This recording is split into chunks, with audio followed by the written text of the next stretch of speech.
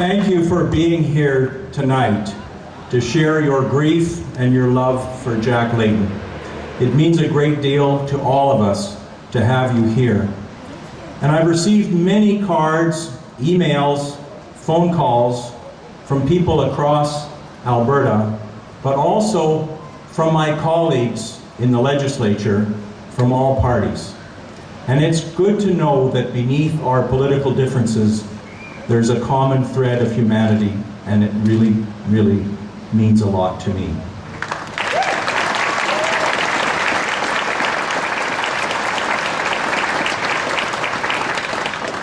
Jack Layton's was a life too short, but the quality of a person is not measured by the length of their life, but how they spend that life working for others.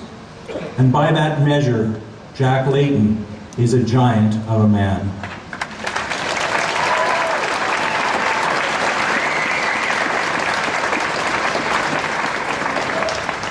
I'm really pleased that so many of you have come to know him as I've known him over the years.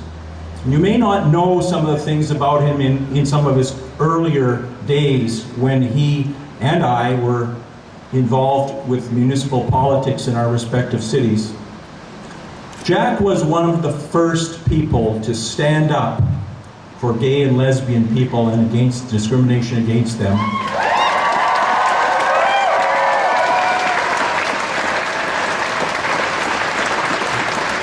And he did so courageously when it was not a popular thing to do. Jack fought for the homeless when very few politicians showed any care at all.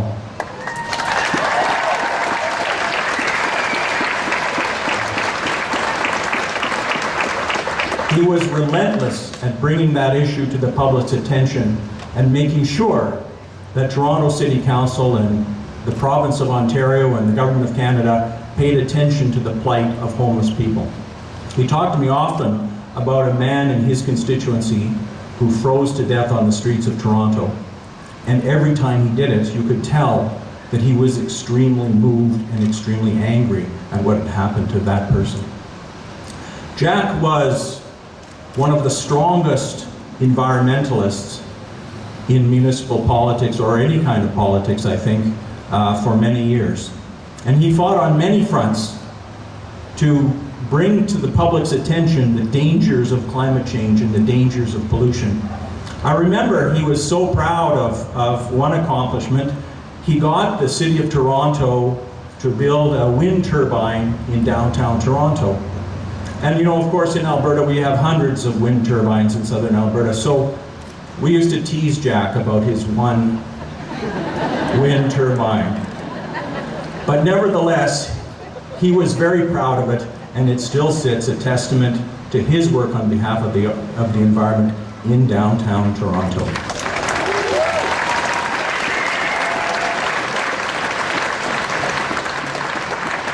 I worked with Jack in the Federation of Canadian Municipalities, and he decided he would seek the presidency of that organization.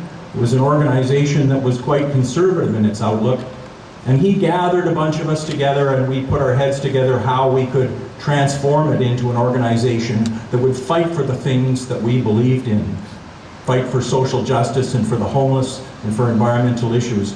And he brought people together not on the basis of his politics, but just on the basis of his character and his personality. And I remember crowding all these municipal politicians into his hotel room and singing 60s folk songs. Getting where have all the flowers gone? I'm sure you all remember that. And he was able, through that, to build a strong coalition to turn the Federation of Canadian Municipalities into a leading organization for an urban agenda and for an environmental agenda in Canada. And it was an outstanding achievement. And when he went on to run for and win the leadership of the federal New Democratic Party, he brought in all of the people, some who had opposed him, and he united them into a strong party. In each of the elections that he led us, we increased our seats, slowly at first, but with gathering speed and momentum, to the point where now the official opposition and the government in waiting.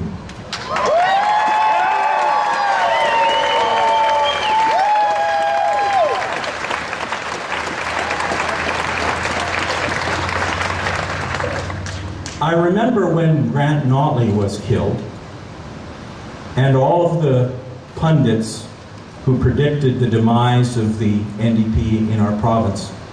But less than 2 years later, we had the greatest electoral success we have ever had in this province without Grant Notley. And the reason was people realized one by one, as the weeks and months went by, that if we were going to bring the kind of change that we wanted to this province, we would all have to take individual responsibility to do that.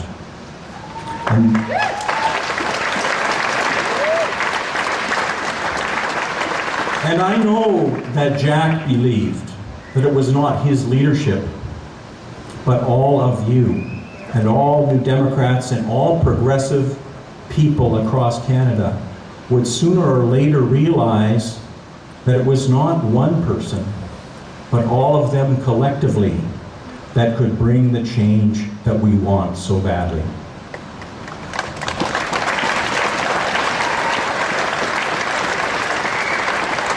So that is the message that I want to leave you with tonight. And I know Jack also never gave up on Alberta. When other people were telling him it's a wasteland, forget it, there's nothing but cowboys and rednecks there, you know, you'll never win a seat. He always came to Alberta. He always had time for Alberta, and he believed that we would elect an MP and that we would go on and elect more MPs in this province.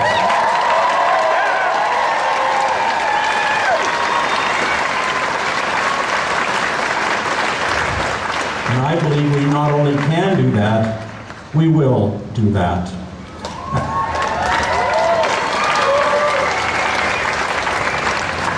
And I sent him a congratulatory message after the federal election. He sent me an email back and said, "Now it's your turn."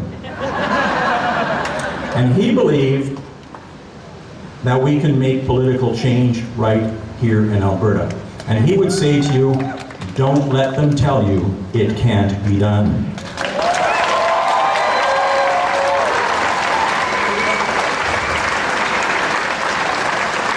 So let's take inspiration from the example of Jack Layton. Let's do what he would want us to do and roll up our sleeves and make change here in Alberta and right across Canada.